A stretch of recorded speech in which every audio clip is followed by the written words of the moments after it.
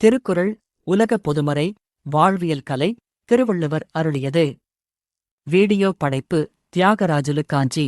தர்மம் தர்மா, அர்த்தம் அர்த்தா, காமம் காமா, மோட்சம் மோக்ஷா. 4 புருஷார்த்தங்களை திருவள்ளுவர் அறம், பொருள், இன்பம் என்ற முப்பாலுக்குள் அடக்கிய நுட்பமான முறை இதோ. திருவள்ளுவர் 4 புருஷார்த்தங்களை 3ஆக அடக்கிய விதம். வடமொழி புருஷார்த்தம் திருக்குறள் பால் வள்ளுவர் அடக்கிய முறை. தர்மம் தர்மா, அறத்துப்பால் தனிமனித ஒழுக்கம், இல்லற நெறி, சமூக கடமைகள் ஆகியவற்றை விளக்குகிறது.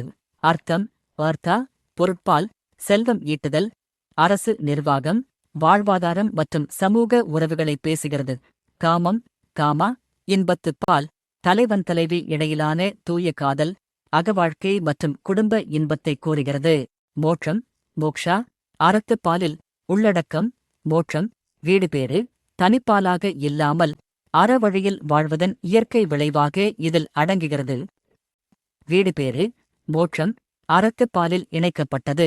திருவள்ளுவர் மோட்சத்தை தனியாக எழுதாமல் அறத்துப்பாலின் துறவறவியல், துறவு, மெய்யுணர்தல், அவா அறுத்தல் பகுதியிலேயே வீடுபேற்றிற்கான வழிகளை தெளிவாக விளக்கியுள்ளார்.